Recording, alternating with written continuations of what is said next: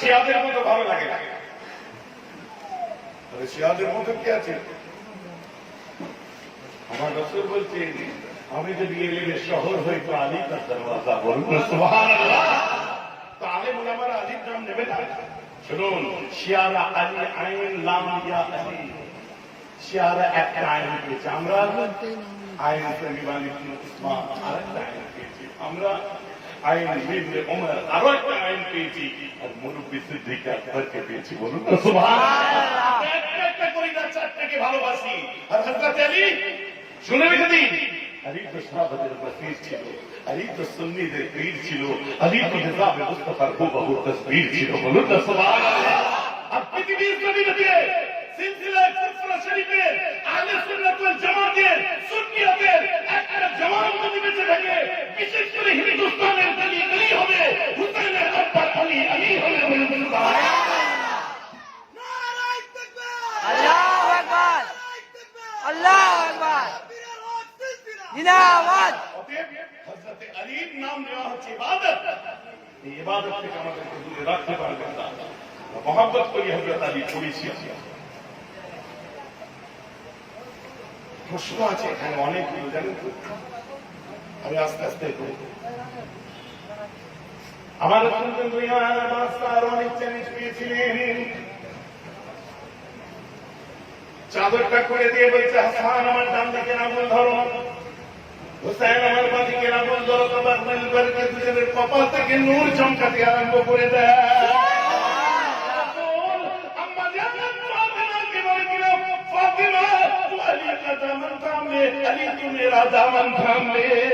পাক পান্নাতার কাছে অন্যের সাথে শরীরে শরীর লাগিয়ে চ্যালেঞ্জের মোকাবেলা করতে করতে পাহাড়ের উপরে উঠেছে। আল্লাহ রাসূল বলেন, সামনে সব মুহাম্মদকে যারা চ্যালেঞ্জ দিয়েছিলেন, তোমরা মুহাম্মদের সামনে এসে দাঁড়াও। পাদ্রী কাঁপতে আরম্ভ করে, কাঁপতে কাঁপতে এক সময় নিজের আলাউলাদের বলছে, মুহাম্মদের ডান দিকের আঙুল যে ধরে আছে নাম হলো হাসান, আর বাঁ দিকের আঙুল যে ধরে আছে ওদের নাম হচ্ছে হুসাইন, আর ওদের কপাল থেকে নূর চমকাচ্ছে, ওদের সঙ্গে চ্যালেঞ্জ করে জিততে পারবো না। আয় আয় ওই বাচ্চার কপালের নূর থেকে ওর নানার কালিমা পড়ে মুসলমান হয়ে যায়।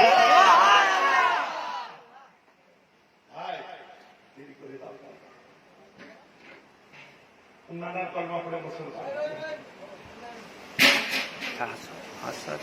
আমার রাসূল চ্যালেঞ্জ দিয়েছে, কিসের জন্য চ্যালেঞ্জ দিল এটা পয়েন্ট আউট করে দিই, যে ইসলামকে জিন্দা যে বাচ্চাদেরকে দিয়ে করা যায়, ইমাম হুসাইনকে দিয়ে ইমামে হাসানকে দিয়ে করা যায়, বাচ্চা শিশু অবস্থায় তার নবী রেখে দিয়েছে। তো কারবালায় কেন হবে না? আচ্ছা, কারবালার যুদ্ধে যদিও বাহ্যিক দৃষ্টিভঙ্গিতে আমি যুদ্ধ করছি, আমার প্রশ্ন আছে আলেম সমাজের কাছে, আর সেটা পীর সাহেবের ছেলে গলাবাজি করে প্রশ্ন করবো না, একদম কিতাবের দৃষ্টিভঙ্গিতে আমার প্রশ্ন আছে। হযরতে আলী, হযরতে ইমাম হুসাইন কারবালার যুদ্ধে হেরে গেলেন, ঠিক আছে? তো যে জিতে যায় কিয়ামত পর্যন্ত তার বোন বলা হয়, যে হেরে যায় তার নামটা মুছে যায়। আরে আমার কোন হুসাইন ছিল যে হেরে যাওয়ার পরে যে জিতেছে তার নাম মুছে দিল, আর হুসাইনের নাম জিন্দা হয়ে গেল। সুবহানাল্লাহ। সিপিএম হেরে গেল, টিএমসি চলে এলো, সিপিএম এর নাম অনেকে এখন আর নিচ্ছে। কথা বুঝতে পারছি? কংগ্রেস হেরে গেল ৭৭, তাই তো ৭৭, সিপিএম চলে এলো বাংলায়, এখন পর্যন্ত কংগ্রেসের নাম আর নিচ্ছে না, কিন্তু কংগ্রেস পার্টির লোক রয়ে গেছে, থাকবে। এসিদের লোক নেই তো থাকবে। খারাপ ভাববেন, আমি কাউকে কারোর সঙ্গে আমার শত্রুতা নেই। কয়জন এজিদের লোক কোথায় আছে একবার বলে দেখুন তো, এজিদ কি কাফের ছিল? বলা যাবে না, বলা যাবে না। এই যে চমকে আমায় জিজ্ঞেস করুন, ভাইজান এজিদ কি কাফের ছিল? না, কাফের ছিল না, তবে ফাসেক ছিল, লানাতি ছিল, আইয়াস ছিল, শারাবি ছিল, বাদআখলাকি ছিল, চরিত্রহীন ছিল, ইসলামের ইতিহাসের কলঙ্কিত দিনের রচয়িতা ছিল। এতগুলো গালাগাল কাফের। ভাই আমার ইমাম আবু হানিফা বলেনি, আমি বলতে পারছি। চমকে উঠিনি তো, তুমি চমকে উঠছো কেন? তোমার দরদ আছে, কথা বুঝতে পারছেন? তার মানে দরদ আছে, তার মানে ওইখানেই প্রশ্ন করলে আমার সঙ্গে তর্ক লেগে গেছে। ওইজন কুস্তুনতুনিয়ার যুদ্ধে সেফাসালাত যারা ছিল আল্লাহ রাসূল বলছে তারা জান্নাতে যাবে। তো হুজুর ইজিপ্ট কুস্তুনতুনিয়ার যুদ্ধ ইস্তানবুলের যুদ্ধ, ওই যুদ্ধে তো সেফাসালাত ছিল। আমি আপনি পড়েছেন, আমি ঘাস খেয়েছি। কুস্তুনতুনিয়ার যুদ্ধ কত সালে তিনি সেফাসালাত, কত হিজরিতে সেফাসালাত ছিল? বলি 50 হিজরিতে। ও আচ্ছা, 50 হিজরিতে। কিন্তু কুস্তুনতুনিয়ার যুদ্ধ তো শুধু 50 হিজরিতে শেষ যুদ্ধটা হয়েছিল। আর ইজিপ্ট ছিল শেষ যুদ্ধ, মানে 18 লস্কর। তার আগে 43-এ দিন, 42-এ দিন, তার আগে বাইরে 4-4টে যুদ্ধ আরো হয়েছে। আল্লাহর রাসূল যারা প্রথম লস্কর, আলেমরা আমরা শুনে নিন ভালো করে, যারা প্রথম লস্কর ছিল আল্লাহ রাসূল তাদের জন্য সুখবর দিয়েছিলেন। আর ইজিপ্ট ছিল 18 লস্কর, ওই লিস্টের মধ্যে নাম ছিল না। বুঝুন, তাহলে আপনি আমার ইমাম বলেন, আমি বলিনি, আমি হানাফি।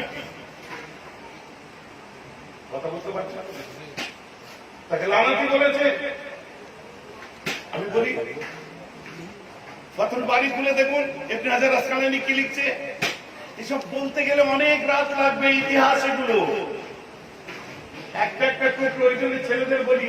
এখন জলসা করে না, বাড়িতে বসে থাকি, মাঝে মাঝে যে সময় দিয়েছি, কমসে কম এই নলেজ গুলো আসুক, অনুসজ্জিত মন।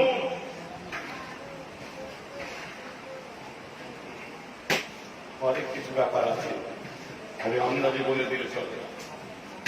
জিসটা আমি খালি আপনাদের তুলে দেবো। তো ছোট্ট করে ইমাম হোসেন, আচ্ছা জন্মাবার আগে বললেন ভাইজান, আপনি বললেন কারবালার যুদ্ধ হয়েছে, বাহ্যিক রূপে দেখছেন, ভেতরে তাহলে কি হয়েছিল? ভেতরে কি হয়েছিল শুনবেন? ভেতরে এটাই হয়েছিল, যুদ্ধ কখন হয়েছে?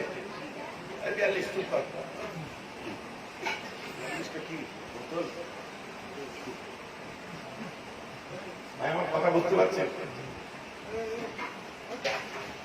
বলুন ভেতরে কি হয়েছিল? ভেতরে আসুন তাহলে বলি।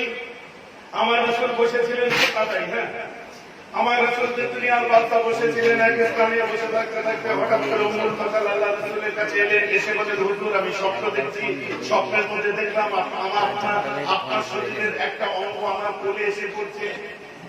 আমার রাসূল বলছে, উম্মুল ফাতাল তুমি ঠিক স্বপ্ন দেখেছো, আমার বেটি ফাতেমা, তার পেটে আবার বাচ্চা এসেছে, যে বাচ্চাটা আছে ওটা মেয়ে নয়, ওটা বেটা ছেলে আছে। সুবহানাল্লাহ। তো মায়ের পেটে কি থাকে? মায়ের পেটে ছেলে আমি আল্লাহ ছাড়া বলতে পারে না। আমার নবী বললেন কি করে?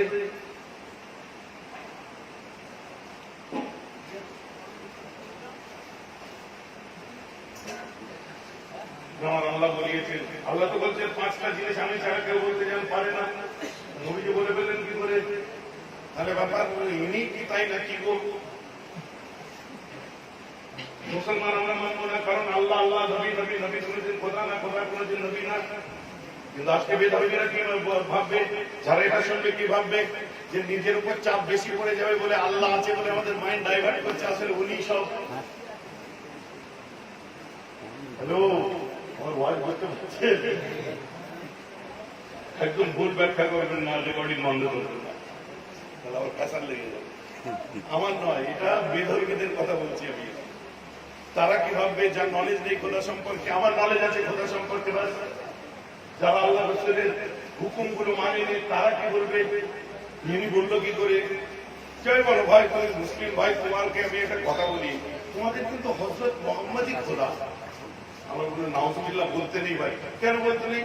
আমাদের খোদা তো বলছে 5টা জিনিস খোদা ছাড়া কেউ বলতে পারে না, আর ওই 5টা জিনিস তো মুহাম্মদ সাল্লাল্লাহু আলাইহি ওয়াসাল্লাম বলে, হযরত মুহাম্মদ বলে দিয়েছে। তাহলে উনি খোদা হতে পারে না? একটা অন্য ধর্মের মানুষ যদি বলে, আমরা কি বলবো? না ভাই, এমন করে বলতে নেই বলে আমাকে তাহলে যুক্তি দিয়ে বুঝিয়ে দাও, কি বুঝাবেন?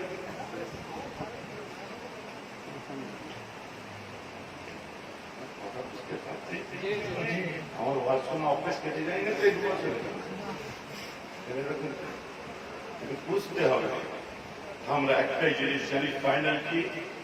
খোদা খোদা, রাসূল রাসূল। খোদা রাসূল নয়, রাসূল খোদা নয়, এটা আমরা জানি। কিন্তু একজন যুক্তির প্রেক্ষাপটে যদি একটা অন্য ধর্মের মানুষ প্রশ্ন করে, তো তুমি কার?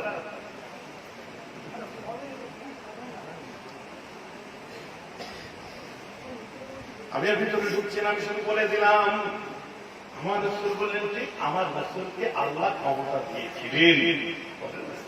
সুবহানাল্লাহ। এটা আমি মুসলমান বলে মানছি, আল্লাহ ক্ষমতা দিয়েছিলেন, কিন্তু যে আল্লাহকেই মানে না সে কি বলবে? যে আল্লাহ সে মানেই না সে বলবে উনি সব, আর কেউ নেই। আমরা যে কর্মা পড়েছি বলে আমরা মানি।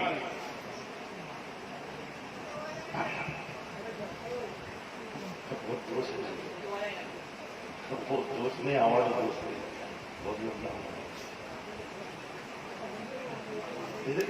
আমি দিচ্ছি, আমি জোর করে দিচ্ছি। এবারে শুনতে পাচ্ছেন? হ্যাঁ, এবারে আসেন। পরে আল্লাহ রাসূল চোখ ভরা পানি কাঁদতে আরম্ভ করে দেয়। উম্মুল ফাজল বলে, হুজুর আপনি কাঁদছেন কেন? আপনার চোখে পানি কিসের জন্য? বলছে এই মাত্র জিবরাইল আমিন আমার কাছে আসে, আর একটা কুরতা নিয়ে আসে, একটা কামিজ নিয়ে আসে, পুরো রক্তের রঞ্জিত অবস্থায়, কাঁচা রক্ত। রক্তটা কার? বলছে আপনার মেয়ের পেটে যে বাচ্চাটা আছে, ফাতেমার পেটে যে বাচ্চা আছে, যার নাম হলো হোসেন। একদিন হুসাইনকে বড় নির্মম নির্দয় ভাবে কারবালার ময়দানেতে নির্দয় ভাবে মার্ডার করা হবে। আর ওই রক্তমাখা পিরাহানটা আমি আপনাকে দেখালাম। আল্লাহ রাসূল বলে, আমার আদরের নাতির জন্মবার আগে কবরটাতে মুহাম্মদ আমি স্থির করতে পারি নাই, তাই আমি একটু কেঁদে ফেলেছি। কি এটা? বাচ্চা জন্মাইলে কারবালার খবর আসছে, তো যুদ্ধের ভেতরে কিছু আছে যেটা বলেছি ঠিক না ভুল? উম্মে সালমা আল্লাহ রাসূলের কাছে এসেছে। উম্মে সালমা হাজির হয়ে তাকে আমার নবী ঢুকতে কাটছে।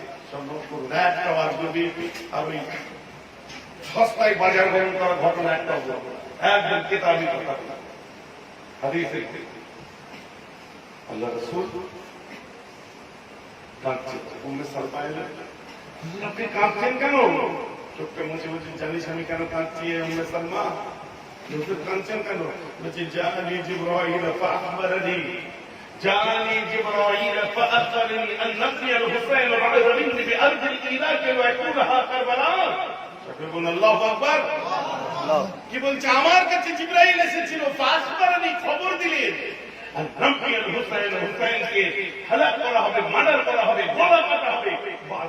আমার পরে বিআরদিল ইরাক, জায়গাটা ইরাক হবে।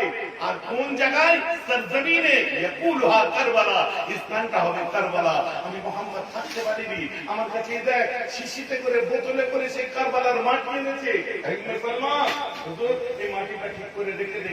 শুন, إذا تحولت تربة بتربته الحمراء فقد قتل।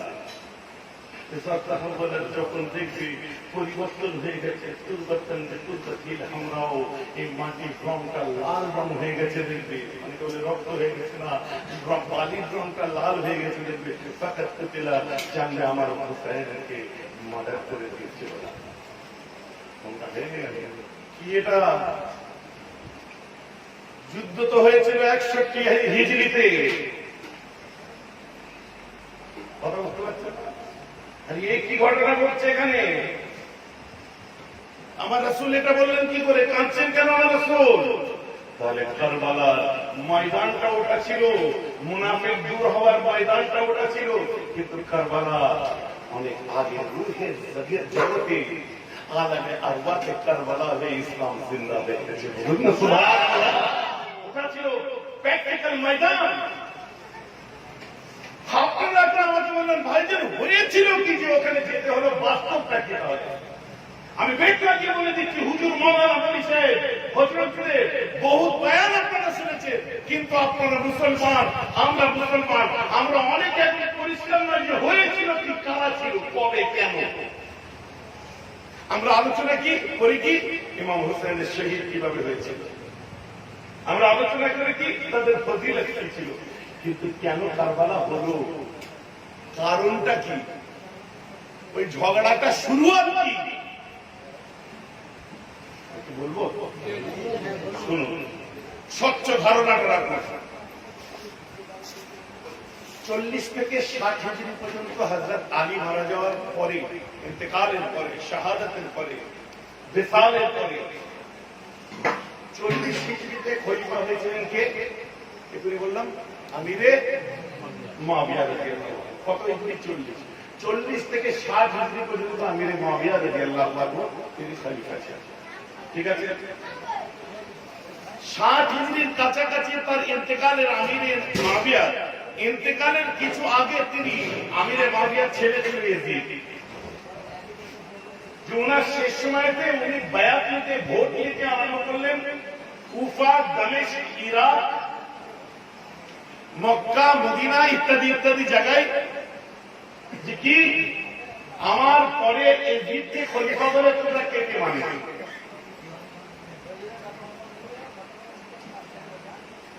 রানিং গভর্নমেন্ট চলছিল আমিরে মুআবিয়া হুজুরের। হ্যাঁ, একটা কথা বলি, আমিরে মুআবিয়া সম্পর্কে কিন্তু কোন রকম যদি চুল পরিমাণ যদি ধারণা খারাপ করে তো ইমানের খাতরা হয়ে যাবে।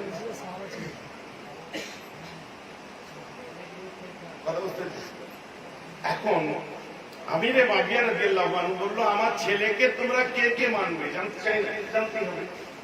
আমি যে করে দেবো, কেউ যদি না মানে তো তোমরা একটা তোমাদের ওপিনিয়ন দাও, ওপিনিয়ন বললো। কুফা ওপিনিয়ন দিল, বসরা ওপিনিয়ন দিল, সিরিয়া ওপিনিয়ন দিল, কুফা ওপিনিয়ন দিল, ইরাক ওপিনিয়ন দিল। কত পার্সেন্ট দিল? 80% ওপিনিয়ন দিল। মক্কা, মদিনা কিন্তু পুরো ভোটটা কোথায়? ইমাম হুসাইনের দিকে বলে দাও হুসাইন।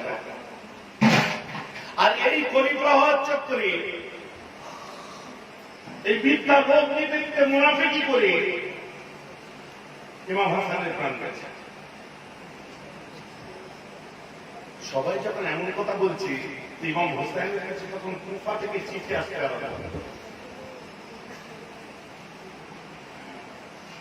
ওপিনিয়ন পোল নিতে আরম্ভ করলো। এই ওপিনিয়ন পোল যখন চললো, ওপিনিয়ন পোল চলতে চলতে হযরতে আমিরে মুআবিয়া হুজুরের ইন্তেকাল হয়ে গেল। যখন ইন্তেকাল হলো, ইন্তেকালের আগে তিনি বললেন যে বাবা, অনেকের মত ইয়াজিদকে বলেছিল কি কেন আমরা ওনার প্রতি খারাপ ধারণা করি না। শুনছেন আপনারা? আমিরে মুআবিয়া আপনারা বলবেন তিনি তো হযরত ইমাম হুসাইনের কথাই তো বলতে পারতেন, রাসূলের নাতি ছিল। এখন ইমাম হুসাইন দামেস্কে নয়, সিরিয়াতে, মদিনায়।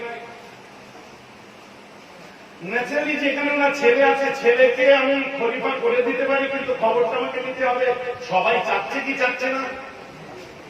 তো যখন দেখলো যে সর্বসম্মতিক্রমে ছেলেকে চাচ্ছে না, কিছু মানুষ বাদ আছে, তখন উনি বললেন যে বাবা, অনেকে ইমাম হুসাইনকে চাইছি, এই ইমাম হুসাইন আর তোমার লড়াইয়ের মধ্যে আমার রাসূলের নামাজের সঙ্গে যেন তুমি বিয়াদবি করে ফেলবে। কথা বলতে পারছেন? তাহলে কে বারণ করে দিয়ে গেলে? আমিরে মুআবিয়া। তাহলে আমরা আমিরে মুআবিয়া হুজুরকে কোনো দোষ নাউজুবিল্লাহ দিতে পারি না। কি বললেন? আমার রাসূলের নামাজের সঙ্গে তোমরা যেন বিয়াদবি করে ফেলবে। চলেন চলেন নিয়ে চিন্তা করেন আমিরে মুআবিয়া। তাহলে খেলাফত কার আসবে? ইয়াজিদ, ইমাম হুসাইন, যেহেতু ভোটাভুটিতে পার্সেন্টেজ এসে গেছে। এবারে ইমাম হুসাইনের কাছে কুফা থেকে চিঠি আসতে আরম্ভ করলো, প্রায় 150 চিঠি আসে যে আপনি খলিফা হন, আপনি খলিফা হন। এই চিঠি আসা থেকে কুফায় হযরতে মুসলিম, হযরতে ইমাম হুসাইনের ভাই, চাচতো ভাই, ওনাকে পাঠালেন, যাও যে খবর নিয়ে আসে সেখানের অবস্থা কি। উনি খবর নিতে এসে চিঠি পাঠাচ্ছে ভাইকে, ভাইজান খবর খুব ভালো, আপনি চলে আসুন, কারণ আমি আসার সাথে সাথে 10,000 মানুষ আমার হাতে বায়াত হয়ে আপনার কাছে বায়াত হয়েছে। বলেন সুবহানাল্লাহ। তখন কুফার গভর্নর কে ছিল? খুব নরম মিজাজের নোমান বিন বাশীর।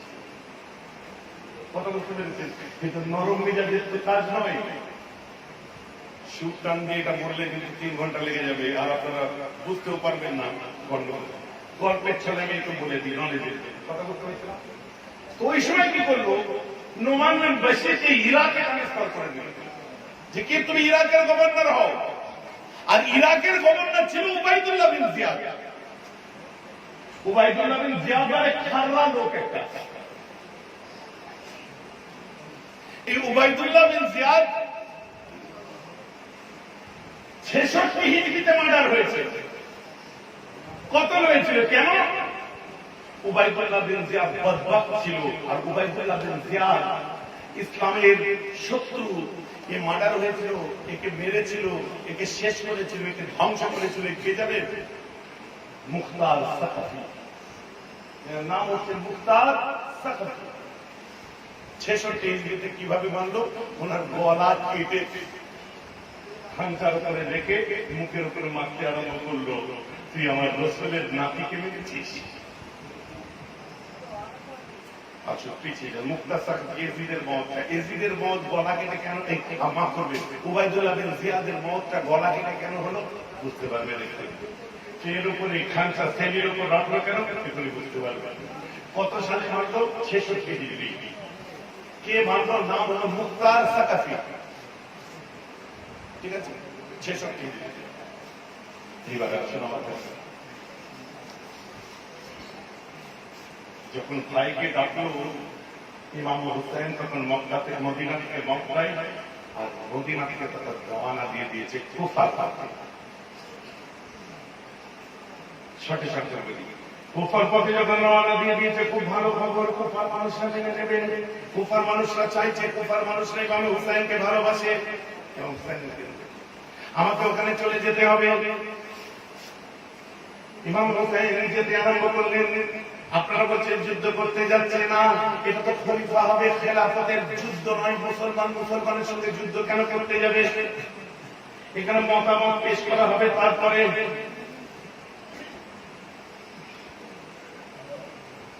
আর এই কুফা থেকে মক্কার মাঝ রাস্তায় পড়ে একটা জায়গা, যে জায়গাটার নাম হলো কারবুল বালা। কারবুল বালা, কারবুল মানে কাছাকাছি, বালা মানে বিপদ। হঠাৎ কারবালার কাছাকাছি যখন হাজির হয়েছে, ওই সময়তে মুনাফিকিনের দিনরা কি করলো? যেহেতু যিনি কুফার গভর্নর ছিল, তাকে ট্রান্সফার করা হয়েছে ইরাকে। তিনি নরম মনের মানুষ ছিলেন, আর ইরাকের জল্লাদটাকে টেনে নিয়ে আসা হয়েছে কোথায়? কুফাতে, যার নাম হলো উবাইদুল্লাহ বিন জিয়াদ।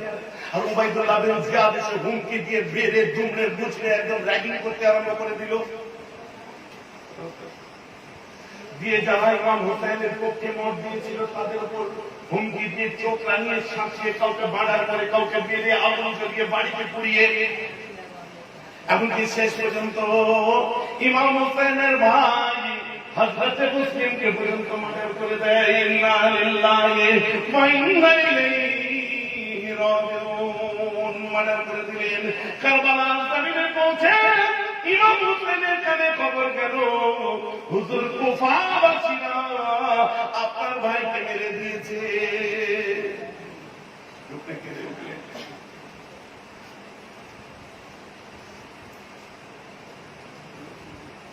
সন্ধ্যা নেমে এসেছে, সন্ধ্যা নেমে এসেছে। বেটা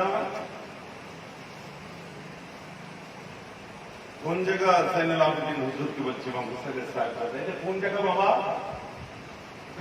আব্বু কারবালা। চমকে উঠলেন। চতুর্দিকে ফুরাত নদীর তীর ঘিরে দিয়েছে, পানি বন্ধ করে দেওয়া হয়েছে। সীমার নাম শুনেছেন? বুলমুলা জালিম আমার। ওরা ইমাম হুসাইনের কাছে এসে সামনে দাঁড়িয়ে বলছে, হুসাইন তোমাকে ঘিরে ফেলেছি আমরা। ঘিরে ফেললে কেন? যে দেখো লোক লস্কর দিয়ে সব এসেছি। যারা ওরা তো আমাকে ডেকেছে, ওকে আমি চিনি তো। আমি তোমাকে চিনি তো, আমি তোমাকে চিনি তো। আরে তুমি তো আমায় চিনি পাঠিয়েছো। সব মাথা নিচে কেন? তলোয়ারের ভয়ে, বন্দুকের ভয়ে, বোমের ভয়ে, AK-47 ভয়ে, গায়ের জোর।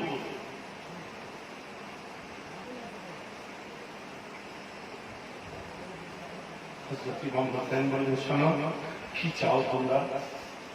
আমরা কিচ্ছু চাই না, এজিদকে খলিফা বলে এখানে মেনে দিন, আপনার কুফায় যাওয়ার আগে এখানে মেনে নিতে হবে। তার কুফায় গেলে পরিস্থিতি চেঞ্জ হয়ে যেতে পারে। কিরকম চক্রান্ত! ভাই এজিদকে মেনে নিন। বললেন না, আমি এজিদকে কি করে মানবো? এজিদের সাথে আমায় কথা বলতে দাও। শর্ত নাম্বার 1। তাহলে তোমাকে মরতে হবে। হোসেনের শর্ত নাম্বার 2 কি?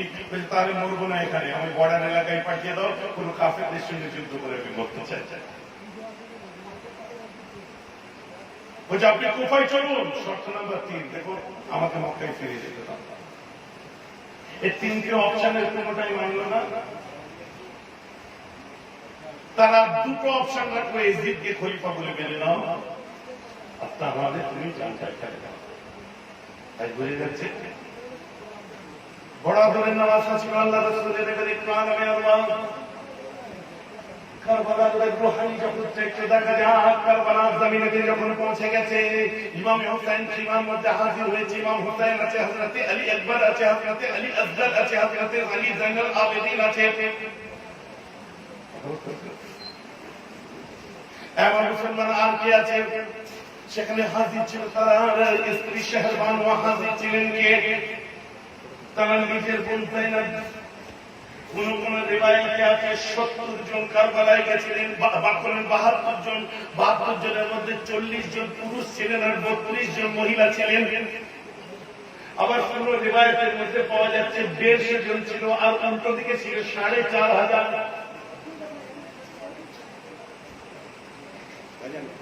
এতদিন হচ্ছে মূল ঘটনাটা বোঝা যাচ্ছে।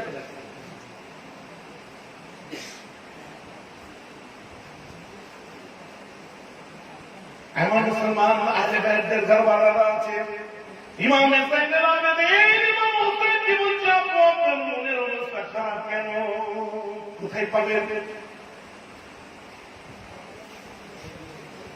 এটা আমি জাকাতুল কিতাব থেকে বলছিলাম। ওই জায়গায় মানদার পেটে তুলে ধরেছেন কে? খতিব বাগদাদি, তারিখে বাগদাদ কিতাবের নাম নতুন।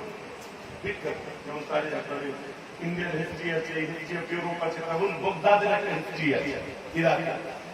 কি বলছে? তারিখে বাগদাদ লিখছেন কে?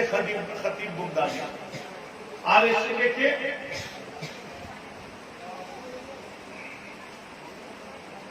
ইমাম ইবনে কাসির দামেশকি। রুহানি জগতে চলে যান। জাইনুল আবেদিন বলছে, আপনার মন খারাপ কেন? এই সময় আসতে পারে ইমামে জাইনুল আবেদিন ইমাম হোসেন বলছে, আমার নানা পয়গম্বরের একটা সুখবর আছে, আমার শাহাদাত হবে। সেটা জানি তো। বলছে ওই দিনটা বেশি দেরি নেই। বলছে কতদিন বাকি আছে আব্বু? বলছে আচ্ছা, ওটা 10ই মুহররম হবে। ইমামে জাইনুল আবেদিন চমকে উঠে বলে, আব্বু এটা কি আপনি শোনালেন? বলছে আজকের রাতটা লাইলাতুল আশুর যাবে, কালকে বেটা তুমি এতিম হয়ে যাবে। আব্বা কিয়ামত পর্যন্ত তোমার দাতা হবে না, কোনদিন আব্বা করে ডাকতে পারবে না। সঙ্গে সঙ্গে জাইনুল আবেদিন নিজের সিনা মুবারকে হাত দিলেন, হাত দিয়ে হাত পাতলে একটা চাপড় দিলেন।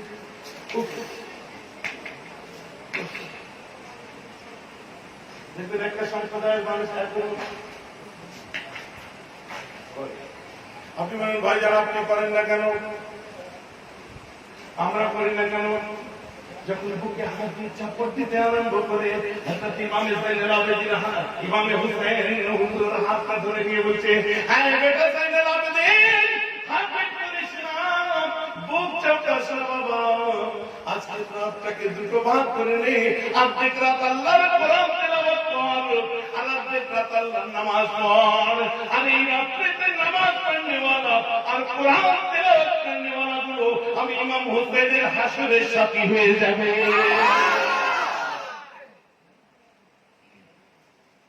কিসা কমপ্লিট। কেউ বুক চাপড়ায় কেন? জাইনুল আবেদিন চাপড়েছে। চাপড়ানো আমরা বন্ধ করে দিয়েছি কেন? যদি ইমাম হোসেন বারণ না করতেন আমরাও আর চাপড়াতাম। যেহেতু ইমাম হোসেন বারণ করেছে, আমরা হুসাইনের সুন্নতকে, তার হুকুমকে মেনে নিয়েছি, কারণ ইমাম হোসেন আমাদের ইমাম।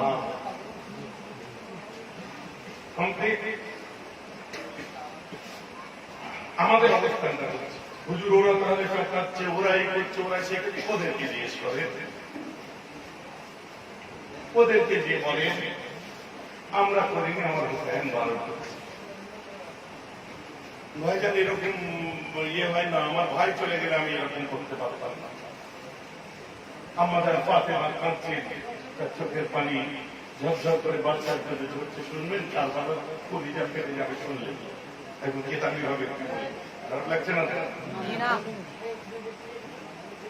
হযরত ইমাম সাহেব আমাদের বুকটা কেটে যাচ্ছে, বাপের মওতের খবর পেয়ে গেছে। আরে দুনিয়ার কোন এমন সন্তান আছে নিজের আব্বার মওতের খবর শোনার পরে নিজেকে স্থির করতে পারে? না না না না, এটা সম্ভব নয়।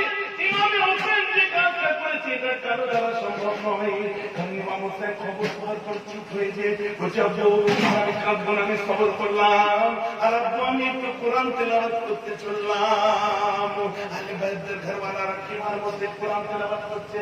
बहन ज़ैनब ये अम्मा जान फातिमा मुझे में ज़ैनब कुरान पढ़ছে। 6 মাসের বাচ্চা আলী আসগর শাহবানুর কোলেতে আছে। হুজুরের দল, মাওলানার দল, মৌলবীর দল। আমি প্রশ্ন করি, যুদ্ধ করতে 6 মাসের বাচ্চা নিয়ে যায় না বড় পারমান নিয়ে যায়?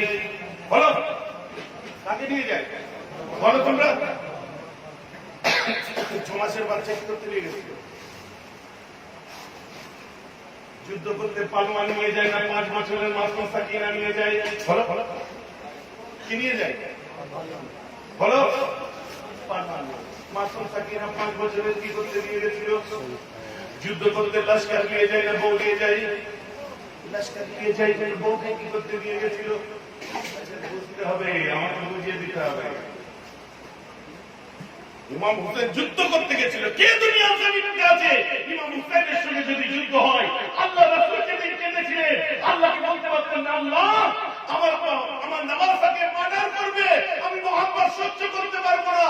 আল্লাহ আমি দোয়া চাই, আমার নামাজটাকে তুমি হেফাজত করো আর দ্বীনকে কায়েম করো। আমার আল্লাহ বলছে, মুহাম্মদ তোমার দোয়া আমি কবুল করেছি, করছি, করে যাবো। বলুন না সুবহানাল্লাহ। ওই জায়গায় কিন্তু আমার রাসূল কেন দোয়া চাননি যে আমার নামাজটাকে হায়াত দিন, হেফাজত করুন? আজকাল শয়তানি পিকচার করে দিয়েছে। আজকাল শয়তানে দিয়েছে মুখে যায় তাই বলছো। যুদ্ধে এজিদের সঙ্গে তো হেরে গেছে। আবে হেরে গেছে, ঠিক আছে, হেরে গেলে তার নামটা কিয়ামত পর্যন্ত রোশন হয় কি করে? তার মানে দুনিয়ার নজরে ওটা হার হলেও ইসলামকে জিন্দা করার জন্য ওটা জিত ছিল। বলুন না সুবহানাল্লাহ।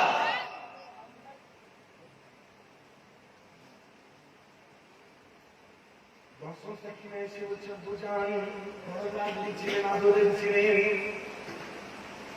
ইমাম হোসেনের বুকে শুয়ে থাকতেন, ঘুমাতেন, বুকে মাথা দিয়ে ঘুমাতেন। আব্বু জান, अब्बू फूफी ज़ैनब कुरान तिलावत कर रही है, अब्बू अम्मी भी कुरान तिलावत कर रही है, भाई जान ज़ैनुल आबिदीन कुरान तिलावत कर रहे हैं, हमें भी कुरान सिखा दो। अम्मा कहते कुरान सीखे देना। इमाम हुसैन बच्चे बेटा पानी तो बंद हो गए, आए सर करबला दिए तो कितना है नाम बोली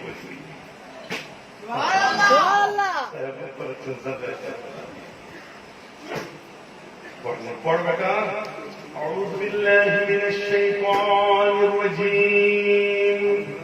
बच्चा बच्चे अऊज़ु बिल्लाहि मिनश शैतानिर रजीम। बेटा पढ़ो, बड़ी अच्छे अंदर से पढ़े हो बेटे। पढ़ो बिस्मिल्लाहिर रहमानिर रहीम। बच्चा बच्चे बिस्मिल्लाहिर रहमानिर रहीम। इमाम हुसैन के দিয়ে উঠেছে। বাচ্চা বুকে জড়িয়ে ধরে কাঁদে, তোমাদের চাব্বা কাঁদছেন কেন?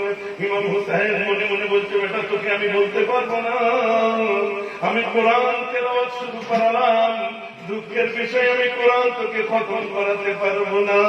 মনে মনে বলছি ইমাম হুসাইন কাঁদছে। আহলে বাইতের ঘরওয়ালারা নামাজের মধ্যে মগ্ন। হঠাৎ করে ইমাম হুসাইনের চোখ মুবারকে লেগে যায়, একটু ঘুম এসে যায়। ওদিক থেকে ইয়াজিদ বাহিনী আওয়াজ দিতে আরম্ভ করে, হুঙ্কার দিচ্ছে, চিৎকার করছে ইয়াজিদ বাহিনী। ভাই, মায়ের পেটের ভাই ইমাম হুসাইন আর বোন হচ্ছে ज़ैनब, सैयदा ज़ैनब खातून ज़ैनब। सैयदा ज़ैनब अम्मा जान फातिमा लाडली, সৈয়দা জাইনব এসে এই হুঙ্কার সাথে ভাইকে বলেছে, ভাইজান ভাইজান ভাইজান ভাইজান হুসেন হুসেন। বলো কি হয়েছে বোন, বলো। ভাইজান ওরা আসছে তোমায় নিয়ে যেতে। বলছে হ্যাঁ আমি দেখলাম ওরা আসছে আমাকে নিয়ে যেতে। আপনি ঘুমাচ্ছেন দেখলেন কি করে? কার কথা বলছো? বলছি এজিদ বাহিনী আসছে আপনার নিয়ে যেতে। ইমাম হোসেনের চোখে ছলছল করে উঠলো। বলছে বোন আমি বলেছিলাম আমি যেটা দেখেছি কাজ তুমি যদি সেটা দেখতে। কি দেখেছো ভাইজান? বলছে আমি স্বপ্নের মধ্যে আমার নানা নানকে দেখতে পাচ্ছি। আমি স্বপ্নের মধ্যে আমার নানা জানকে দেখতে পাচ্ছিলাম। আবু বকর সিদ্দিককে দেখেছি, ওমর ফারুককে দেখেছি, হযরত বেলালকে দেখেছি। আমার নানা আমার দিকে হাত বাড়িয়ে আছে। তাই না বলছে ভাইজান আপনাকে দেখেননি? মাথা হ্যাঁ করে হযরত ইমাম হোসেন কাঁদছেন আর বলছে ওই দূরে আমার আব্বা পিছনে দাঁড়িয়েছিলেন, আমার দিকে তাকিয়ে দেখছে ঝরঝর করে কাঁদছে। হাই রে যদি এমন বাপ আছে সন্তানের মার্ডার হবে আর বাপ দাঁড়িয়ে দেখবে। আব্বার চোখ দিয়ে ঝরঝর করে পানি পড়ছে। আব্বা কেঁদে চলেছে তখন। আমার আব্বার এই কান্না আমি সহ্য করতে পারছিলাম না।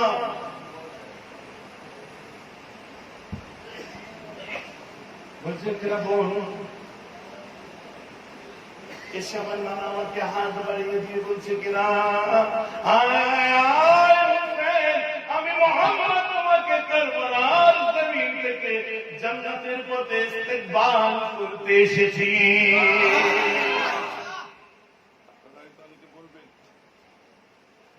আল্লাহ রাসূল ময়দানেতে ছিলেন? ছিলেন। আপনার সামনে ইবনে হাজার আসকালানী রাহমাতুল্লাহ আলাইহি, ইমাম ইবনে হাজার আসকালানী তার লেখা ফাতুল বারী তুলে দেখা যায় কিছু ঘটনা। বুখারীর সারা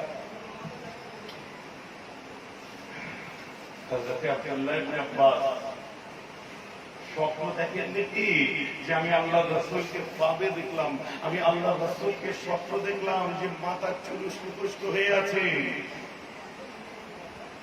জিজ্ঞাসা করলাম কোথা থেকে আসছে? আল্লাহ রাসূল বলছে আমি কারবালার ময়দান থেকে আসছি।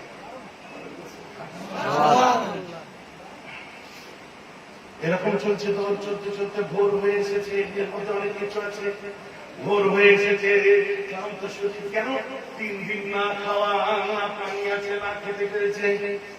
3 দিন শুকা, 3 দিন ভুকা, খালি পেট, না পানি খেয়েছে না কিছু খেয়েছে। ক্লান্ত পরিশ্রান্ত শরীরটাকে নিয়ে হযরত সৈয়দা জাইনব ঘুমিয়ে পড়েছে। আমার ওই দিন যখন শেষ রাত্রিতে চোখ লেগে যায়, আমি স্বপ্নের মধ্যে আমি জাইনব কারবালার জমিনটাকে দেখতে পাচ্ছিলাম।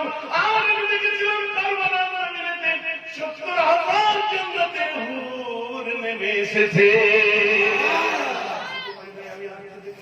ওই 70,000 হুরের আলোতে কারবালার জমিনটা আলোময় হয়ে গেছে। আমি তার মধ্যে দেখতে পাচ্ছিলাম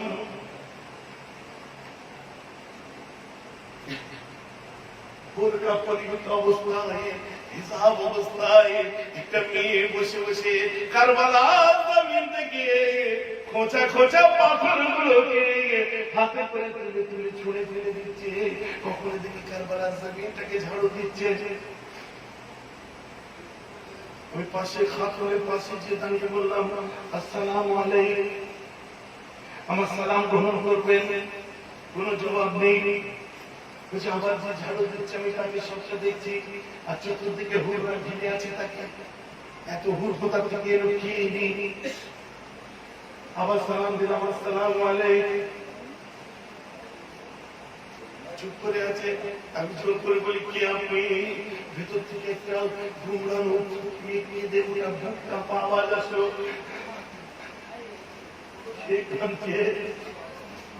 বলছে আপনি কে? ওই সময় একটু ভেতর থেকে আওয়াজ এলো জাইনব মামা। বলছি আওয়াজটা শোনার পরে আমার কলিজাটা কেঁপে যায়। আমি জাইনব চমকে উঠি। আমি খোদার কসম করে বলছি ওই আওয়াজটা অন্য কারো আওয়াজ নয়, আমার আম্মা নবীর বেটি ফাতেমার গলার আওয়াজ। সুবহানাল্লাহ। ফাতেমার গলার আওয়াজ ছিল। নেকলেসটা তুলেছে জাইনাব, আর কিছু সহ্য কর মা। তোদের এই হাল দেখে আমার একবার মনে হয় ওরা আমার আব্বাকে একটু ভালোবাসে না। ওরা যদি আমার আব্বাকে ভালোবাসতো আমার ছেলে মেয়েগুলোকে এইরকম বেইজ্জতি করতে পারতো না। আমাদের ঠিক বলেছে যে ওরা সত্যি আমার রসুলকে ভালোবাসতো না। ওরা মুনাফিকদের দিন ছিল। আম্মা জানতে বলছে আম্মা কি করছেন এখানে? বলছে আমার বেটার লাশটা এখানে শোয়ানো হবে, আমার হোসেনের লাশটা এখানে পড়বে। আমি আলমে আরওয়াহ থেকে দেখছি কারবালার জমিনেতে কোঁচা কোঁচা পাথরগুলো আছে। আমার সুলতানের পিঠ মুবারকে ছুটে যেতে পারে। আমি ফাতেমা আমার হোসেনের পিঠে কাপড় লাগা সহ্য করতে পারবো না। যখন দেখছিল ৩৫টা যখন বুকে লেগে আছে কি করে সহ্য করেছিল। আমার হোসেনের পাথর লাশটা যখন পড়বে ওর পিঠে পাথর ঢুকে যেতে পারে, আমি এটা সহ্য করতে পারি না। যদি আলামে আরওয়াহ থেকে আমি কারবালার জমিনটাকে আমি ফাতেমা ঝাড়ু দিতে এসেছি। আমার হোসেনের কোনো কষ্ট যেন না হয়। হায় রে মুসলমান,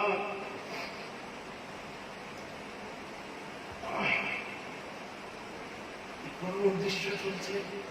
আর বাচ্চা সাকিনা হযরত হুসাইনের বুড়ি মাথা দিয়ে শুয়ে আছে।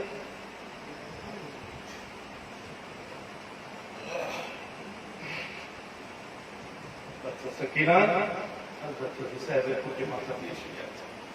হুসাইন বাচ্চার পিঠে হাত রাখছে। 5 বছরের সন্তান হুসাইনের সিনা ছাড়া ঘুমাতে পারত না।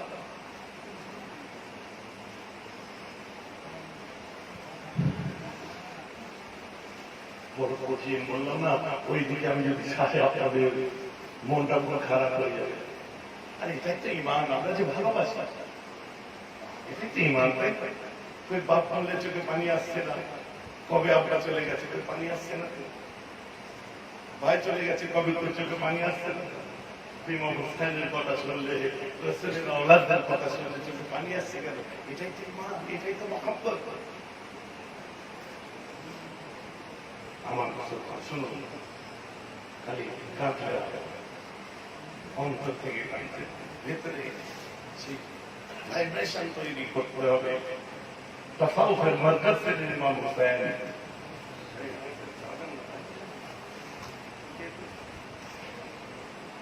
শরীফ পড়া হোক। সুবহানাল্লাহ।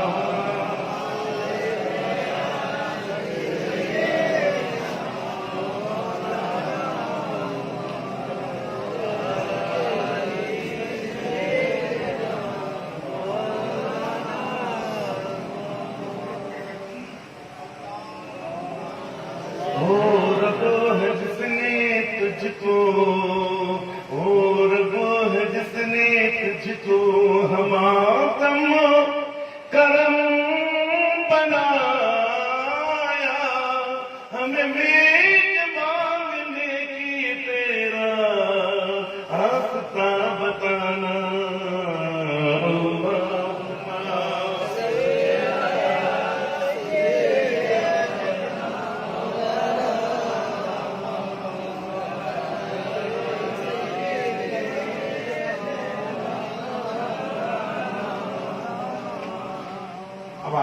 যেটা বলছিলাম কতক্ষণ কটা বাজে থাকবো আমার বেশি বলা চলে না।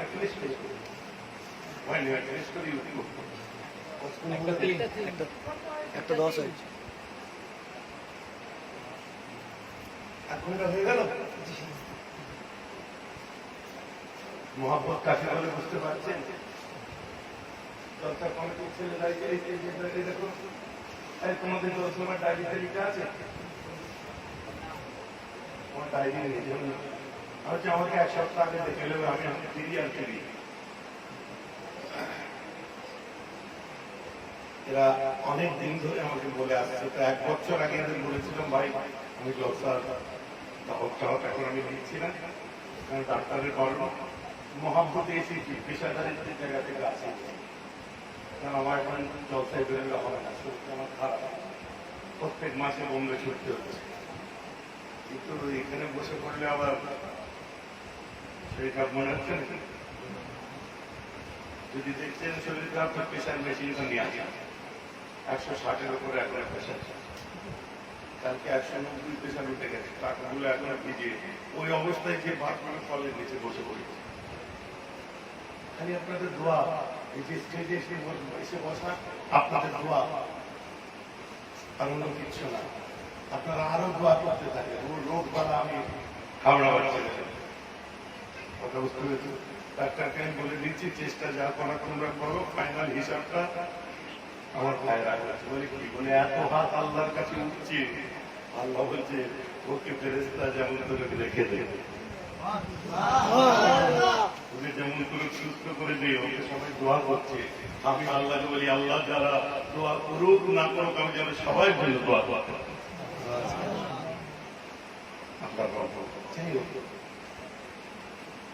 নাহলে এই যে ব্রেক দিতে হচ্ছে না মাঝে মধ্যে, আগে ব্রেকটা দিতে হতো না, একটা না আল্লাহ শুরু আমি দিতেছি।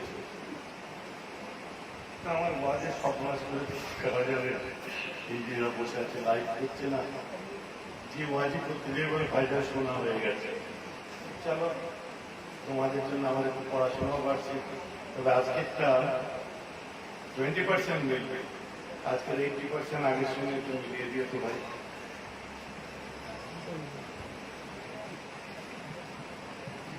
ওদেরকেও চ্যালেঞ্জ করে রাখলাম, যারা লাইভ করছে তোরা আরো বেশি করে আমার লাইভ কর, যাতে আমি তোদের জন্য নতুন নতুন করে করতে পারি। আরে বাবা, আনন্দ না হয়ে এদের ভয় তো করবো।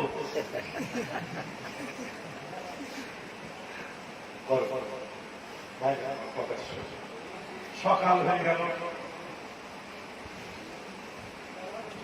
ময়দানে জঙ্গে লড়াই আরম্ভ হয়ে গেল। তারা লড়াই করতে আরম্ভ করলো, উল্টো অন্যায় লড়াই, উল্টো লড়াই, কোন যুক্তিহীন ভাবে আক্রমণ করা, যুক্তিহীন ভাবে আছড়ে পড়া, ভেঙে পড়া, আহলে বাইতের উপরে যুক্তিহীন ভাবে অত্যাচার আরম্ভ হয়ে গেল। এটাকে যুদ্ধ বলে না, অসম লড়াই, এক কথায় মেরে কেটে দেওয়া। কারবালার যুদ্ধ এই জন্য অনেকে বলতে যে কারবালার ময়দান বলে, খালি যুদ্ধ অনেকে বলে না। বদরের যুদ্ধে কি হয়েছিল মনে আছে? দেখেন, কারবালার যুদ্ধে বলতে পারেন, কারবালার ময়দানে কি হয়েছিল? ময়দান বলে দেখবেন, যুদ্ধ বলতে গেলে মুখে আটকে যায়, কারণ অসম লড়াই ছিল। কেউ বলছে 40টা পুরুষ, আর কেউ বলছে 150 জন টোটাল, আর 4000-এর বিরুদ্ধে।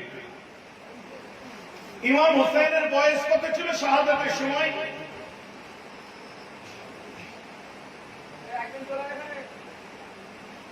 সব ক্লিয়ার হয়ে যাবে। আমার মুসলমান, যখন এই লড়াই আরম্ভ হয়েছে, ওদিকে অসম লড়াই চলছে।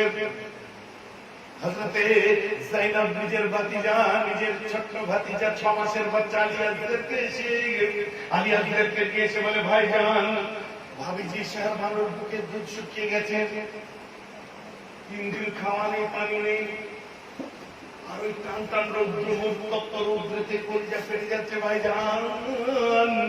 আরে আলিয়াদের কাঁদতে পারছে না, গলা শুকিয়ে গেছে, ওকে একটু পানি খাওয়াতে বলেন ওদেরকে। ইমামে হোসেন যাইনুল আবেদিন বলে, যাও বাবা যাইনুল আবেদিন। কেউ কেউ বলছে ইমাম হোসেন নিজে গেছে। দারসার রাবিরা কি বলছে? যাইনুল আবেদিনকে বলে, যা বেটা যাইনুল আবেদিন, ওদেরকে যে বল আমার শিশু বাচ্চা 6 মাসের বাচ্চাটা কি দোষ করেছে। ভাইলেন্স কাকে বলে থাকে, ভাইলেন্স কাকে বলে থাকে, কত নির্মম, কত রাজ থাকলে এমন করা যায়, ভালো করে দেখুন। ওদেরকে জান্নাতি বলতে আপনি, ওদের জন্য জাহান্নামের দোয়া চাই, তাই সবসময় কত নির্দয় যখন মাসুম বাচ্চাটাকে যখন সাথে করে নিয়ে গেছে, যে চিৎকার করে যাইনুল আবেদিন বলছে, হ্যাঁ আমার আব্বার শুকনা, আজ আমি আমার ছোট্ট মাসুম ভাই 6 মাস মাসের বাচ্চা আলী আসগরকে সাথে করে নিয়ে এসেছি। তোমরা প্রকৃতপক্ষে একটা কাজ করো, শত্রুতা যদি হয় আমার আব্বার সঙ্গে, আমাদের সঙ্গে শত্রুতা করতে মাসুম 6 মাসের বাচ্চা কোনো দোষ করেনি। আমার আব্বা বলেছে তোমরা যদি কেউ আমার এই ছোট্ট ভাইটাকে 2 টোপা পানি মুখে দাও, তোমাদের কাছে ফোরাত নদী আছে, তোমরা যদি 2 ফোঁটা পানি একটু মুখেতে দাও, আমার আব্বা বলেছে তোমাদেরকে হাউজের কাউসার পান করাবে। ওই সময় বলছে পানি চাই, জালিম আমার রব্বুল আলামিন পানি চাইছে, পিঠ থেকে টিপটা তুলে নেয়, তামাম এলাকায় ধনুকে লাগিয়ে ছুড়ে দেয়। আকাশে বাতাসে উঠতে উঠতে ওই টিপটা এসে বাচ্চা আলী আসগরের হালাত মুবারক, গলা মুবারক সাথীতে এসে বিদ্ধ হয়ে যায়, কচি গর্দানটা উল্টে যায়। আল্লাহু আকবার কবীরা বলে চিৎকার করে। আর যখন বাধা দিয়েছিল, ইমাম যাইনুল আবেদিনের হাত মুবারকে লেগে গলায় লাগে, ইমাম যাইনুল আবেদিন ওই অবস্থায় লড়াই করে, বাজা মুবারকটা কলম হয়ে যায়। বাচ্চা চিৎকার করে উঠেছে, যাইনুল আবেদিন ফিরে এসেছে। ইমাম হোসেন বলছে বেটা বুঝা তোমার হাত। আলী আসগরকে সাথে দিয়েছে, ভিতরে এসেছে, বাচ্চা চুপ।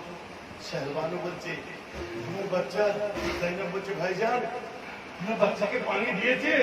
ইমাম হোসেন 6 মাসের শিশু বাচ্চাকে কোলে দিয়ে বলছে হায় না দুনিয়া, 6 মাসের বাচ্চাকেও ছাড়েনি, বাপ দেখছি ইমাম হোসেন কোলে দিয়েছে, খন্দর লেগে আছে, তীর লেগে আছে। ভাইজান ওরা পানি দিয়েছে, ইমাম হোসেন পানি দেয় না বল, তবে আমার বাচ্চা আল্লাহর হাউজে কাউসারের মালিক হয়ে গেছে। সুবহানাল্লাহ।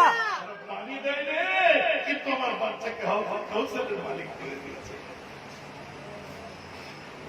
আমার বাচ্চা হাউজে কাউসারের মালিক বল। এই दृश्य থেকে আলী আকবর বলছেন বুঝে বেটা मैं जा रहा हूँ। कहाँ जा रहे हो बेटा? কোথায় যাচ্ছ? আব্বু যেন আমায় যেতে দাও। কোথায় যাবে আব্বা? না না বেটা, আমি থাকতে তোমাকে যেতে হবে না। আব্বা আমি যাই। কেন যেতে চাচ্ছ? আমি আছি, আমি যাবো, আমি দেখছি। ওরা যুদ্ধ করছে, লড়াই করছে ওরা। এখন আপনি যাবেন? বলছে হ্যাঁ। করতে পারবো না, আমার চোখের সামনে আমার বাপের লাশটা পড়ে থাকবে, রক্তরঞ্জিত অবস্থায় আমার বাপের লাশ আমার চোখের সামনে থাকবে, আমি সহ্য করতে পারবো না। আব্বু জান আপনি নয়, আপনার যাও, আপনি যাবেন না, প্রথমে আমার গলাটা কাটতে দাও, তারপর তুমি যাবে বলে হযরত আলী একবার বার হয়ে যায়। যুদ্ধ আরম্ভ করে দেয়, যুদ্ধ করছে, লড়াই করছে, তলোয়ার ঘোরাচ্ছে। হঠাৎ করে একটা আওয়াজ আছে, ইয়াবাতি আব্বু জান। ইমাম হোসেন সীমা থেকে মাথাটা বার করে দেখছে, জওয়ান ছেলে, আহলে বাইতের ঘরওয়ালা, সৈয়দ ঘরানা, রাসূলের রক্ত, বুকেতে বল্লাম মেরে দিয়েছে, পিছন দিয়ে আছে। আব্বু জান এটা বার করে দাও, নানা দিনের জন্য লড়তে চাই। হযরত ইমাম হোসেন আস্তে আস্তে করে বাঁচিয়ে বাঁচিয়েছি। হযরত যাইনুল আবেদিনকে নিজের কোলে তুলে শুয়েছে, খন্দর মাটিতে ঠেকছে, নিজের কোলের উপর আস্তে আস্তে শুয়ে মাথাটা রেখেছে। ইমাম হোসেন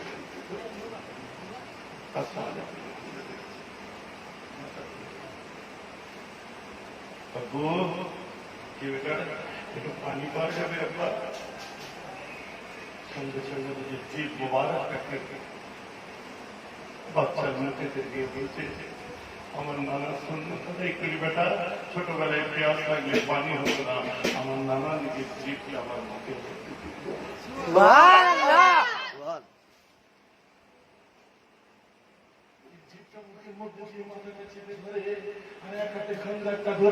আল্লাহু আকবার বলে রক্ত ছিটিয়ে পড়ে, মাথাটা জোর করে চেপে ধরে।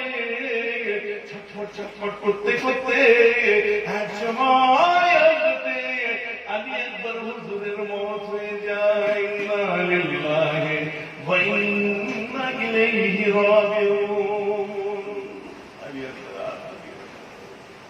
ইমাম হোসেন কাঁধে করে নিয়ে আসছে। ইমাম হোসেন যখন বাচ্চাটাকে আলী আকবরকে নিয়ে আসতে যাচ্ছে, মাথার সব চুল কালো ছিল, যখন নিয়ে দিচ্ছে তখন দাড়ি থেকে চুল সব সাদা হয়ে গেছে। আবুল কাসেম উঠে দাঁড়িয়েছে, এই তুমি কেন? ইমাম হোসেন বলছে, এই তুমি কেন? আবুল কাসেম কে? হযরতে হাসান রাদিয়াল্লাহু আনহু, নিজের বড় ভাইয়ের ছেলে, আর বলছে আবুল কাসেম হুবহু ইমাম হাসানের মতো দেখতে। আর ইমাম হোসেন আর ইমাম হাসান, আল্লাহ রাসূল বলছে আমি হুসাইনের মধ্যে আছি আর হুসাইন আমার মধ্যে আছে। আর আমার নওয়াসা বড় বড় নওয়াসা হাসানও আমার মধ্যে আছে, আর আমিও হাসানের মধ্যে আছি। আমি যখন বুখারী মুসলিম পড়ি, আজ হাদিসের একজন উস্তাদ আমার আলিয়া মাদ্রাসা আইনুল বারী নাম শুনেছিলাম,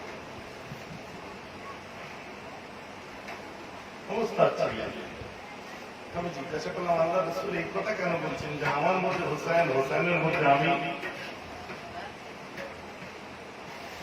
বলছি এটার নাম না না, তাড়াতাড়ি কথা বলতে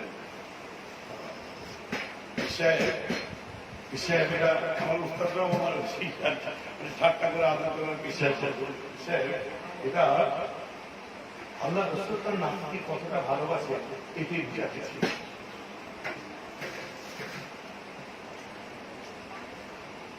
ঠিক আছে, আলহামদুলিল্লাহ। মঞ্জুর আলম কাশ্মীর সাহেবকে আমি শেষ করেছিলাম, কিন্তু এটার মানে হচ্ছে নানা আর নাতির যে নিসবত, এটা সেটাই বোঝাতে চেয়েছে। আমি বুঝে গেলাম ঠিকই আছে, আমার মন যেন মানছে না। আমি আমার শেখ, আমার যিনি শেখ, দেওবন্দের ফতোয়ায়ে আহমদিয়ার মধ্যে বা দেওবন্দের বিভিন্ন ফতোয়ার কিতাব, সৌদি আরবের মাদ্রাসা ইসলামিয়া থেকে যে রিসালা বার হতো, যার মধ্যে তাদের কথাও লেখা হতো, আমার শেখ ছিলেন, যার কিতাবের রেফারেন্স দেওবন্দের ফতোয়ার কিতাবেও দেওয়া হয় যে আমি এই কিতাবটা, এই ফতোয়াটা অমুক কিতাব থেকে পেয়েছি।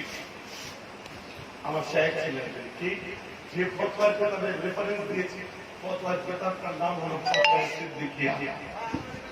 এই কিতাবের রেফারেন্স দিচ্ছে দেওবন্দ। ব্যাপার তোমার দাদুকে জিজ্ঞেস করতাম, আমি দাদা জানের কাছে গেলাম, দাদা আল্লাহ রাসূল বলছে হুসাইনের মধ্যে আমি আছি, আমার মধ্যে হুসাইন আছে, আর হাসানের মধ্যে আমি আছি, আর হাসানের মধ্যে হাসান আমার মধ্যে আছে। ব্যাপারটা বুঝতে পারলাম না। আমার দাদু বলল দুটোকে এক নজরে দেখো, আসল জিনিস থেকে ফেলবে, দুটোকে আলাদা করে দেখবে না, এক নজরে দেখবে। আব্বা জিজ্ঞেস বললাম এই কি উত্তর হলো? বলছে দাদুর কাছে যখন যাবে জামে তিরমিজি সাথে নিয়ে যাবে, তবে জামে তিরমিজির একটা ছোট কিতাব শামায়েলে তিরমিজি, রাসূল পাকের হুলিয়া, চুল, চোখ, নাক, এই সম্পর্কে তো এটা হাতে ছোট মতো বই হবে, এইটাই নিয়ে যায়, যদি এতে পেয়ে যায় ভালো, নাই পরে কিছু হবে। দাদাকে যে পরে বলেছি কি ব্যাপার, দাদা আমি বুঝতে পারিনি। বলছে জামে তিরমিজি শরীফ খুলে দেখো না, আল্লাহ রাসূল কেমন দেখতে আর ওনারা কেমন দেখতে। ও বাবা, দেখা যাচ্ছে যে ইমামে হুসাইন, শুনছেন তো নাকি, ইমামে হুসাইন পা থেকে দিয়ে কোমর পর্যন্ত হুবহু আল্লাহ রাসূলের মতো দেখতেছিলেন, আর ইমামে হাসান কোমর থেকে দিয়ে মাথা পর্যন্ত হুবহু আল্লাহ রাসূলের মতো। সুবহানাল্লাহ। একজনের মধ্যে আল্লাহ রাসূলকে পাচ্ছি পা থেকে কোমর পর্যন্ত, আর একজনের মধ্যে আল্লাহ রাসূলকে পাচ্ছি কোমর থেকে মাথা পর্যন্ত। আর আমার শেখ রুহানি উত্তর দিয়েছে, তাসাউফের উত্তর দিয়েছে, সুফিজমের উত্তর দিয়েছে কি, যে দুটোকে আলাদা নয়, এক নজরে দেখো। আলাদা করে দেখলে কারোর মধ্যে পা থেকে কোমর পর্যন্ত নবীকে পাচ্ছি, আর আরেকজনের মধ্যে কোমর থেকে মাথা পর্যন্ত নবীকে পাচ্ছি। আলাদা করে দেখলে আর একসঙ্গে দেখলে হুবহু আল্লাহ রাসূলকে পাচ্ছি।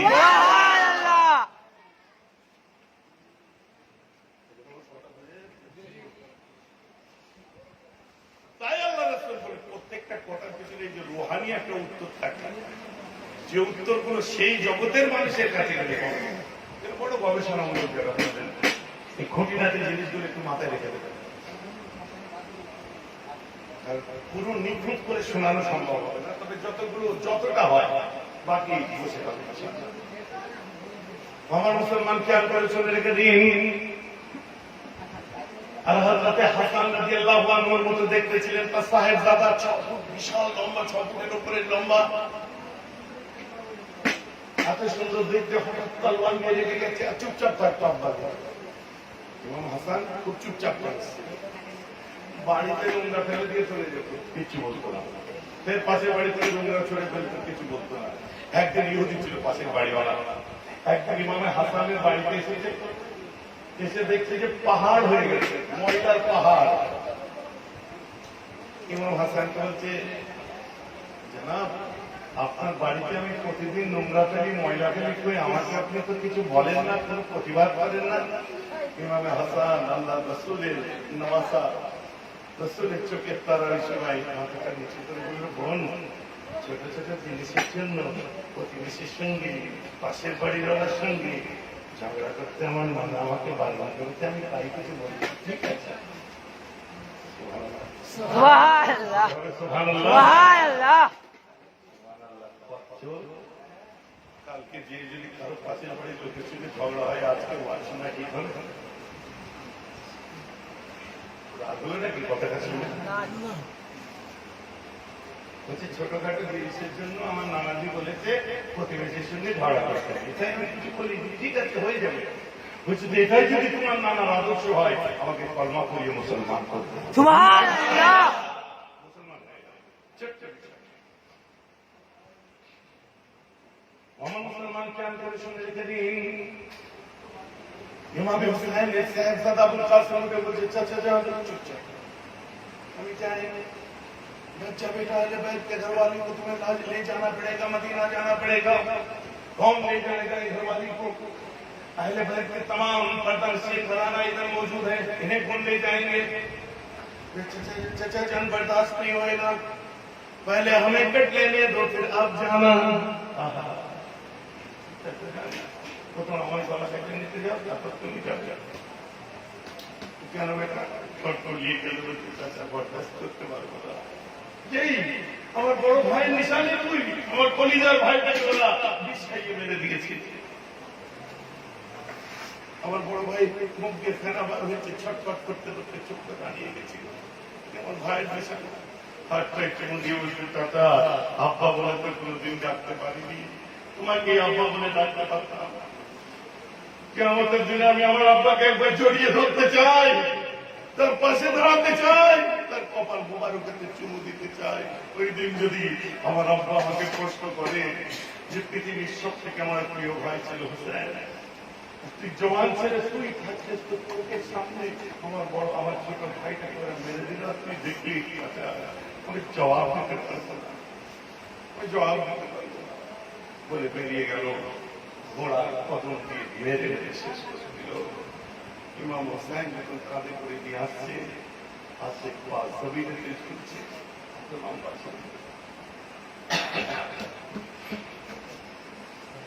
ইমাম হোসেন সহ্য করতে পারেন, বার হয়ে যাবে। বাহারে যাওয়ার সময় শেহরবানু দাঁড়িয়ে আছে। শেহরবানু জানে তো, আমাকে যেতে দাও। হাতটা ধরে বলছে, হুজুর আপনাকে একটা শর্ত দেবো। বলছি, তোমার শর্তটা যদি উল্টো শর্ত হয়, যে নজরুল্লাহ কি বলছেন, আমি আপনাকে মালাকুতদের মেহমান হতে কোনোদিন রুখতে পারি না। বলুন না সুবহানাল্লাহ। আমরা বলি না, আল্লাহ স্বামী স্ত্রীর মধ্যে হযরত হুসাইন শেহরবানু মহব্বত তৈরি করে দেন। হযরত শেহরবানু হাতটা ধরে চুপ করে গেছে। মাথা মোবারক কাঁপতে করে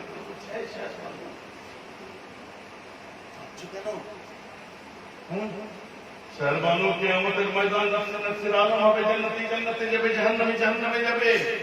আল্লাহ জান্নাতের দৌরা করবে, শহীদদের টোলা দাঁড়িয়ে যাবে, জান্নাতি বলবে আল্লাহ তোমার ইহসান, জান্নাত পেয়েছি, হোরানের জান্নাত পেয়েছি। কিন্তু তুই যে শহীদরা দাঁড়িয়ে যাবে, তোমার স্বামীরা দাঁড়িয়ে দিন বলবে ইয়া আল্লাহ, बोलो कौन हो तुम? उसको शहीद का कला कहते हुए होंगे या अल्लाह, तू तेरी जन्नत वापस ले ले, हमें मैदान कारवार दे दे।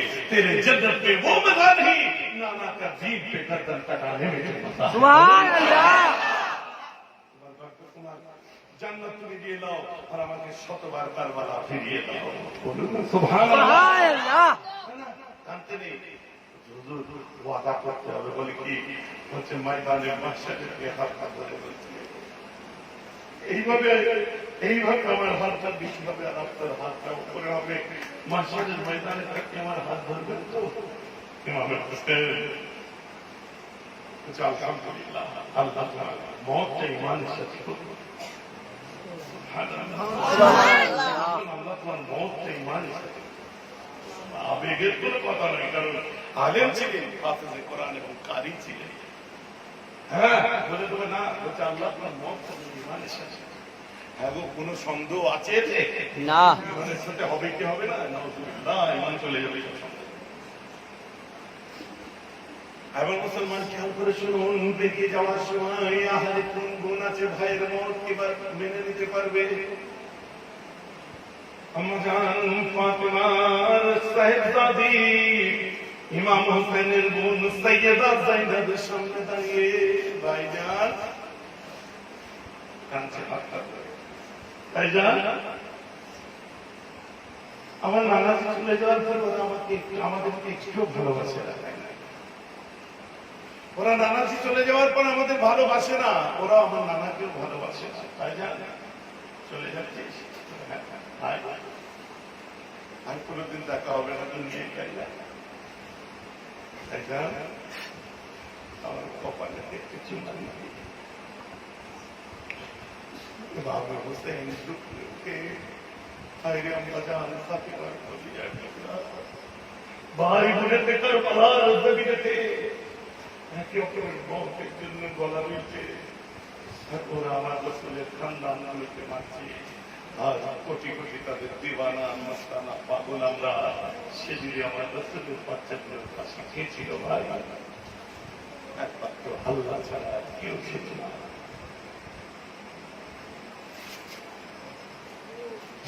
আমার মুসলমান খেয়াল করে চলে রেখে দিন, সাইয়েদা যায়েদার যাওয়ার সময় হাত মোবারকে থেকে চুমা দেয়। ইমাম হোসেন বার হয়ে যাবে, ঘোড়ার পিঠে উঠলেন, ঘোড়ার পিঠে উঠেছে জুলজনার পিঠে, ঘোড়ার নাম জুলজনা, আমরা ঘোড়া। জুলজনার পিঠে যখন উঠেছে, উঠার পরে যখন জুলজনার পিঠে পিঠেতে এড়ি দিয়ে মারছে, লাগাম টেনে বলছে চল জুলজনা, ঘোড়া কিন্তু যাচ্ছে না, মাথাটা হেঁট করে নিচ্ছে, আবার লাগাম টানছে চল, যাচ্ছে না, মাথা হেঁট করে নিচ্ছে, মাথাটা ঘুরিয়ে নিয়েছে। আর ইমাম হোসেন ঘোড়াকে বলছে ঘোড়া, সবাই সাথ ছেড়ে দিল, আর শেষ বেলায় তুই আমার নানার ঘোড়া হওয়ার সত্ত্বেও তুইও কি হোসেনের সাথ ছেড়ে দিলি? চোখটা ঘুরিয়ে দেখে ঘোড়ার দুই চোখ দিয়ে ঝরঝর করে পানি পড়ছে, আর যতবার লাগাম টানছে মাথাটা হ্যাঁ করে নিজের থকতে নিজের দাঁড়িয়ে দিয়ে কি যেন ধরছে। ঘোড়ার পিঠ থেকে ইমাম হোসেন নেমে এসে দেখে 5 বছরের মাসুম বাচ্চা সাকিনা ঘোড়ার সামনে দুটো পাকে বুকে করে জড়িয়ে ধরে বলছে, আমার নানা জানের ঘোড়া, আমার আব্বাকে দিয়ে চলে যাবে, ওরা আমার আব্বাকে মার্ডার করে দেবে, আব্বাকে খুন করে দেবে, আমি আমার বাপের মুখে মাথা দিয়ে ছাড়া ঘুমাতে পারি না, আমাকে নবীর গল্প আমার আব্বা ছাড়া কে শোনাবে, আমি একদিন হয়ে যাব, ঈদের দিনটা ভালো লাগবে না, আব্বা বলে ডাকে ডাকবো, আব্বা বলে চিৎকার করলে মাথায় হাত দিয়ে দোয়া করার মতো আর কেউ থাকবে না। আব্বুকে নিয়ে যাসনি, ঘোড়ার কাঞ্চ পিটিয়ে অপরাজন তো ঘোড়া সহ্য করতে পারে না, মজবুত তোরা কি করে সহ্য করলি, পারলি কি করে আমার হোসেনকে মারতে, তোরা কি করে পারলি আহলে বাইরের সীমা পর্দা নিয়ে তামাগুলোতে আগুন ধরিয়ে দিতে, তোরা কি করে পারলি আমার চুমু দিয়া গেলে